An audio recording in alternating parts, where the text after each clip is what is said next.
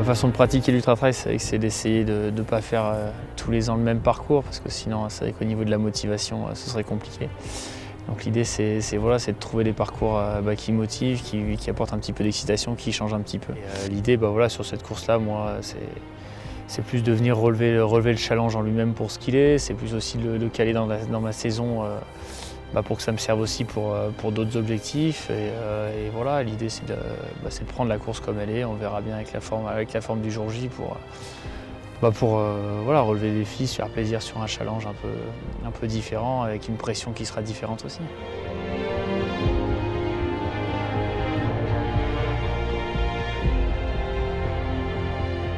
L'échappée belle, ça faisait un petit moment que c'était un parcours qui me tentait pour sa technicité, pour le challenge, pour aussi sa proximité. Et puis retrouver aussi un parcours que j'ai arpenté en partie lors de mes études. Donc voilà, on va retrouver ces sentiers là au-dessus de Grenoble et puis voir un petit peu comment on peut se démener sur ces 140 et quelques kilomètres. Une épreuve assez difficile, très technique, un petit peu engagée, assez longue, 140 km quand même, beaucoup de dénivelé, des portions qui sont pas très roulantes, donc sur lesquelles je mets beaucoup de temps.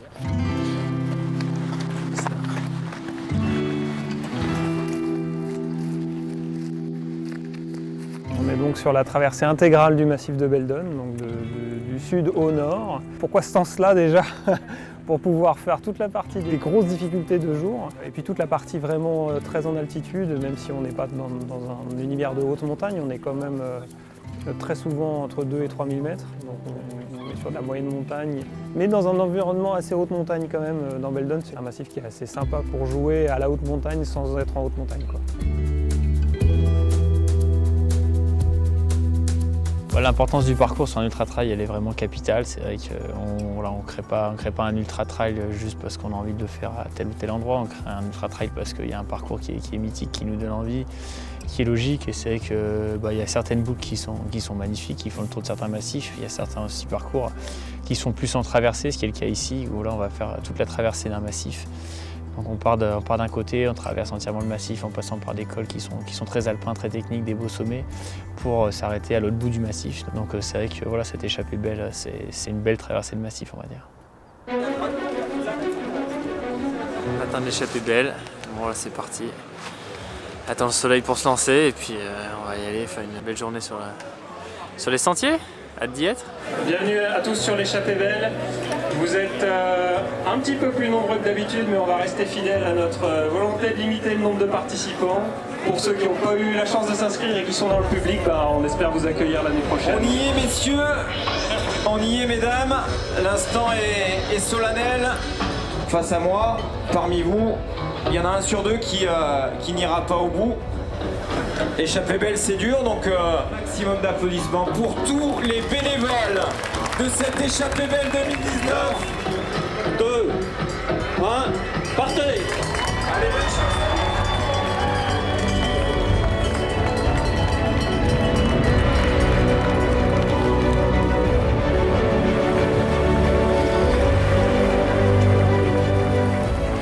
Moi, je voulais pas créer une course pour créer une course, je voulais qu'elle ait une âme, je voulais qu'elle soit représentative de ce qu'est Beldon, c'est-à-dire un massif quand même alpin, difficile, avec du caillou en gros, ça revient tout le temps, mais c'est ça. Des passages très techniques, avec des descentes où on descend parfois plus lentement qu'on monte, même pour des très bons descendeurs. Donc c'est assez frustrant, mais en même temps c'est ce qui fait la beauté de la course, c'est la stratégie n'est pas forcément la même que sur une autre course.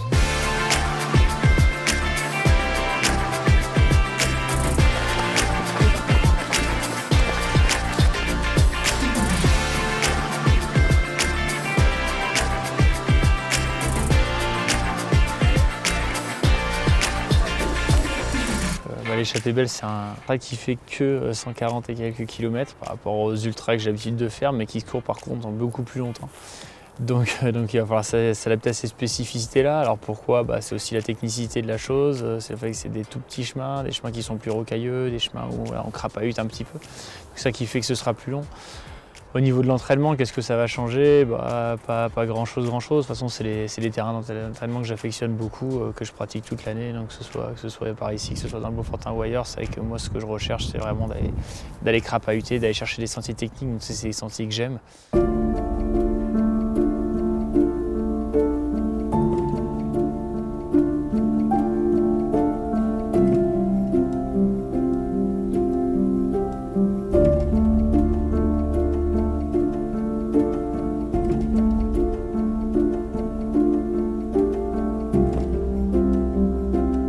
Un des souhaits de la course, c'est effectivement de limiter aussi le nombre de participants. Alors ça a été les précédentes années 500 par épreuve, donc on a 3 épreuves, donc ça nous fait 1500 personnes sur la course au total. Cette année, on a un tout petit peu augmenté puisqu'on est à 600 sur le grand, pour essayer de faire face aussi à la demande et de faire un peu moins de déçus, mais on n'ira pas plus loin. Voilà. Alors si on veut accueillir plus de monde, on fera une autre épreuve. Je pense que quand on est trailer, on ne vient pas pour se retrouver avec quelqu'un collé derrière et quelqu'un collé devant. On a envie aussi un petit peu de ces moments de solitude. C'est un choix de qualité, on va dire. Et puis de respect de l'environnement aussi, parce que ça limite quand même l'impact. Nous, c'est plus facile à gérer et ça fait moins de transport, moins de déchets. C'est quand même un gros enjeu. Une course où il y a 10 000 personnes, voilà, l'impact environnemental il est évidemment beaucoup plus marqué.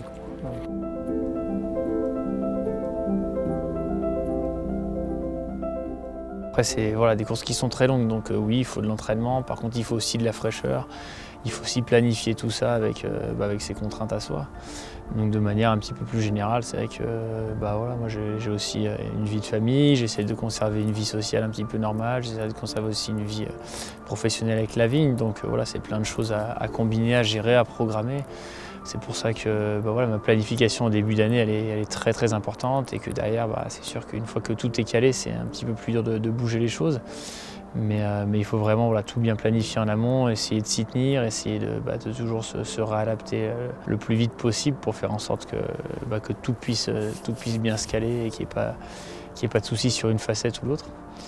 Et c'est ça qui fait que le jour de la course, on arrive frais, on arrive dispo, on arrive avec l'envie et la motivation. S'il y a un couac d'un côté ou de l'autre, qu'on n'arrive pas à trouver son équilibre, c'est dur. Et ça, sur l'ultra trail, cet équilibre, cette fraîcheur mentale et physique, c'est un petit peu les clés de la réussite d'un ultra trail.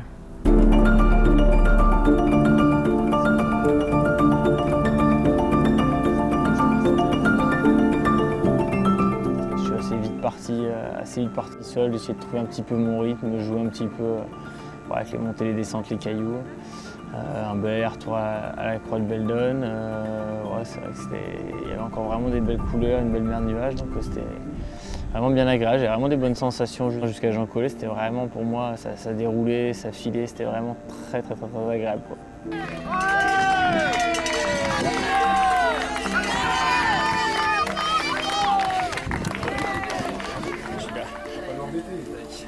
Bon, ça va.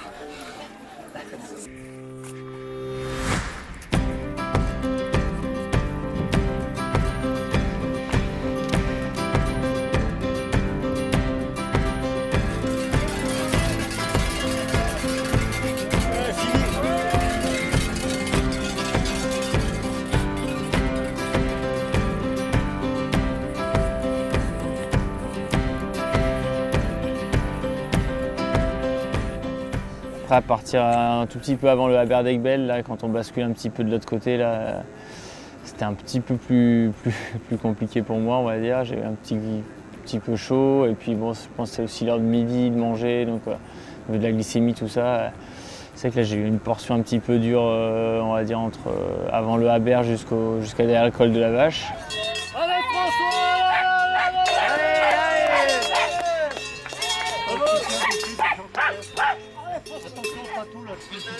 C'est revenu un petit peu mieux au niveau des 7 lots, là, toute la descente sur le pléné, là, j'ai pu me refaire un petit peu, donc ça c'était quand même bien agréable.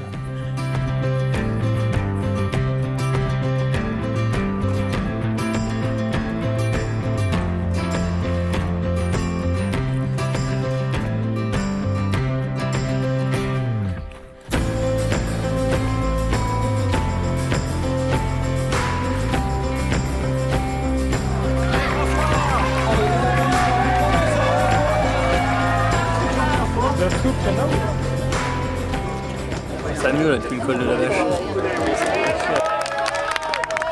Après, une fois qu'on est au pléné, c'est vrai que faut rentrer quoi. Donc là, c'était un petit peu l'attente de savoir à quel endroit allait tomber la nuit. Donc là, c'était bien motivant de pouvoir faire le Morétan de jour. Donc c'est vrai qu'on s'est remotivé un petit peu dans le Morétan et puis un petit peu derrière. Donc ça, c'était cool.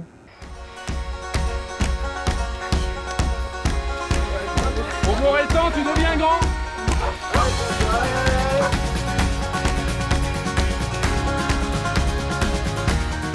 Morétan là-haut. On le voit. Comment ça va? Attends, c'est le voir.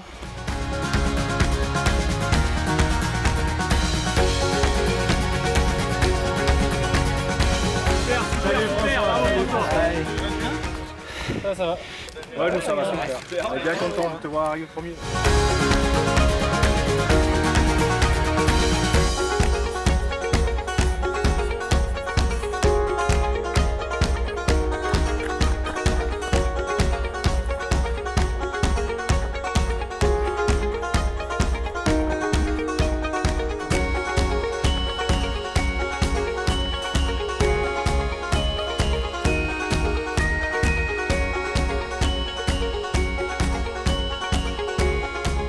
Pas forcément sur 24 heures, 20 heures, 24 heures, 30 heures, il y a forcément des hauts et des bas et c'est ça qu'il faut arriver un petit peu à sentir en ultra. Donc voilà, sentir un petit peu que ces moments d'euphorie, forcément derrière ils cachent un moment où ça ne va pas aller du tout. Et ces moments où ça ne va pas, derrière normalement ça doit revenir un petit peu. Donc l'idée c'est d'arriver à les prévenir un petit peu ces moments-là, donc bien les sentir. Mais plus on va avancer dans le temps, plus il va y avoir ces passages en dents de scie, donc voilà, il faut vraiment essayer de s'alimenter correctement, de s'alimenter régulièrement et de bien boire. Donc voilà, faire attention quand il fait chaud aussi, tout ça. Donc c'est vraiment beaucoup d'expérience, apprendre à se connaître, apprendre à connaître aussi les produits qu'on utilise et avec lesquels on va se nourrir. Et donc ça c'est important, une fois qu'on arrive à bien gérer tout ça, après c'est vrai qu'on arrive à pouvoir se pousser un petit peu plus et à augmenter les performances.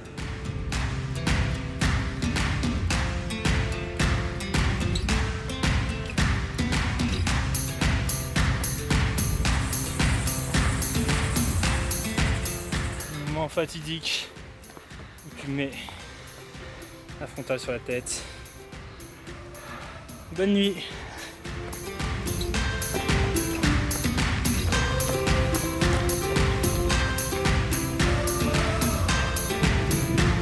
Bonne nuit.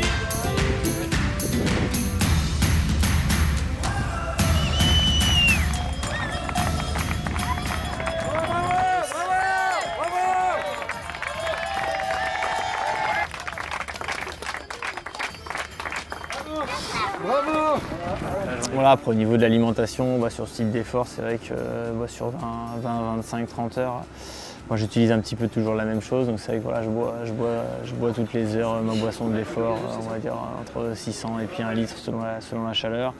Et puis j'essaie de manger mes petites barres ou voilà, un petit gel toutes les heures. Allez François.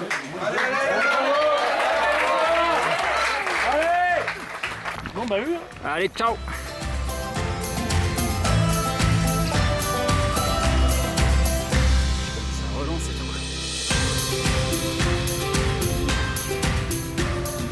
Après c'est que là c'était un petit peu plus longué au niveau des ferristes. Là j'ai subi un petit peu jusqu'à Valpelouse.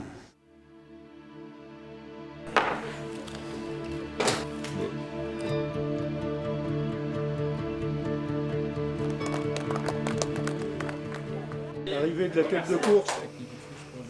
Je peux vous prendre une soupe? Oui. Voilà, je vais dire doucement là parce que là c'est. Faut compter après. Ouais, arrive au col de la Perche quoi. Allez. Je remonte par le même endroit? Non, ça part à go.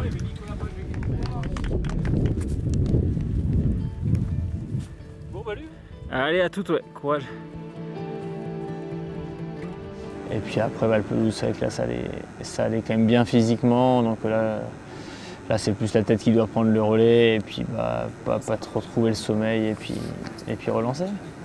Physiquement, c'est vraiment top du début à la fin, ça n'a vraiment aucun souci. Après, voilà, j'ai eu un petit coup de yo-yo, un petit coup de moins bien à 2-3 endroits, mais c'est vrai que non, au niveau physique, tout s'est vraiment super bien passé. Donc ça, je suis plutôt content. La préparation était plutôt bonne. Donc c'est cool parce que c'est quand même un parcours qui est quand même très très exigeant. Donc d'avoir pu m'amuser comme ça là-dessus, c'est une belle traversée.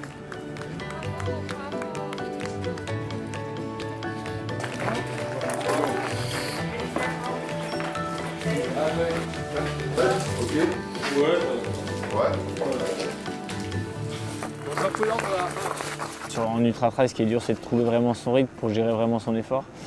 Donc voilà, l'idée, c'est quand on arrive à bien se connaître, c'est de pouvoir justement arriver à quand même aller assez vite sans trop se mettre dans le rouge. Et aujourd'hui, c'est vrai que voilà, j'ai réussi à trouver assez vite mon rythme en voyant l'effort globalement et en me disant quand même que quoi qu'il arrive, normalement, ça devrait pouvoir aller au bout. Donc c'est vrai que quand on arrive à trouver ces sensations comme ça, on prend beaucoup de plaisir et ça a été le cas aujourd'hui.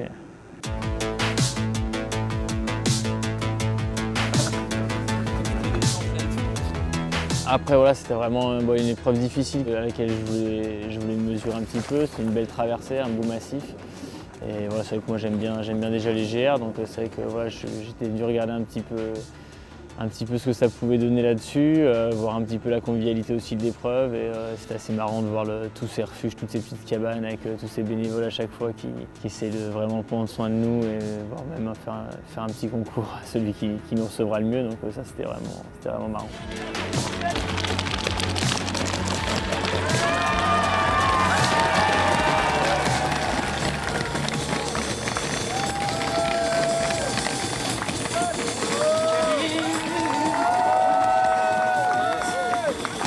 Allez, il est là, il l'a fait, mesdames et messieurs. François, elle est à toi. Voilà, donc l'échappée belle, c'est quand même un ultra trail un petit peu à part, donc je pense qu'effectivement c'est à faire, mais c'est peut-être pas le premier ultra trail à faire, c'est pas forcément à mettre entre toutes les mains. Donc voilà, mais je pense que c'est le genre d'épreuve hyper technique, authentique, vraiment conviviale, qui peuvent pour moi donner un autre souffle à l'ultra trail et sortir un petit peu des grandes épreuves, on va dire classiques. Donc voilà, je suis vraiment content d'avoir pu participer à cette épreuve-là. Et puis j'espère que beaucoup pourront s'essayer là-dessus en y allant progressivement et puis en apprenant à se connaître dans des parcours aussi techniques que celui-là.